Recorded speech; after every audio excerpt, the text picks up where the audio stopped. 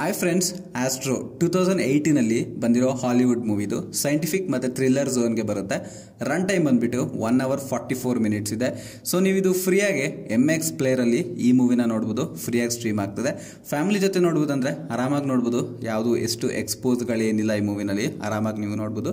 One time ವಾಚ್ಗೆ best movie ಅಂತ ನಾನು ರಿಕಮೆಂಡ್ ಮಾಡ್ತೀನಿ. ಇನ್ನು ಈ ಮೂವಿನಲ್ಲಿ ಬೇಸಿಕ್ ಸ್ಟೋರಿ ಏನಂದ್ರೆ, ಸ್ವಲ್ಪ ಜನ ರೆಸ್ಕ್ಯೂಗೋಸ್ಕರ ಸ್ಪೇಸ್ಗೆ ಹೋಗ್ತಾರೆ. ಸ್ಪೇಸ್ಗೆ ಹೋಗಿ ಮತ್ತೆ ರಿಟರ್ನ್ ಆಗ್ತಿರ್ತಾರೆ. ಅವಾಗ ಒಂದು ಏಲಿಯನ್ ಡಿಸ್ಕವರಿ ಮಾಡ್ತಾರೆ ಇವರು, ಅಂದ್ರೆ ನೋಡ್ತಾರೆ.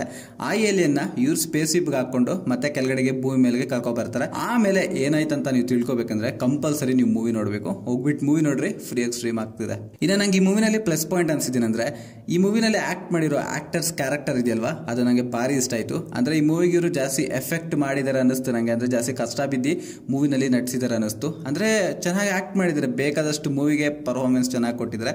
ಮತ್ತೆ ಸಿನಿಮಾಟೋಗ್ರಫಿ ಚೆನ್ನಾಗಿದೆ, ಮ್ಯೂಸಿಕ್ ಚೆನ್ನಾಗಿದೆ, ಬ್ಯಾಕ್ಗ್ರೌಂಡ್ ಸ್ಕೋರ್ ಚೆನ್ನಾಗಿದೆ. Everything is the decent good ಅಂತ ಹೇಳ್ಬೋದು. ಮತ್ತೆ ಗ್ರಾಫಿಕ್ಸು ಪರವಾಗಿಲ್ಲ, ಚೂರು ಪಾರ್ ಚೆನ್ನಾಗಿದೆ. ಮತ್ತೆ ಆ ಏಲಿಯನ್ ಇದೆಯಲ್ವಾ, ಅದು ಒಂಚೂರು ನೋಡೋದಕ್ಕೆ ಚೆನ್ನಾಗಿ ಐತೆ, ನಂಗೂ ಭಾರಿ ಇಷ್ಟ ಆಯ್ತು Alien. So over all one time ವಾಚ್ಗೆ ಬೆಸ್ಟ್ ಅಂತ ಹೇಳ್ಬೋದು. ಇನ್ನು ನಂಗೆ ಈ ಮೂವಿನಲ್ಲಿ ಮೈನಸ್ ಪಾಯಿಂಟ್ ಅನ್ಸಿದ್ದೀನಿ ಅಂದ್ರೆ, ಅಲ್ಲೂ ಸ್ಕಿಪ್ಪಿಂಗ್ ಪಾಯಿಂಟ್ಸ್ ಇದಾವೆ, ಮತ್ತೆ ಬೋರ್ ಕೂಡ ಆಗುತ್ತೆ.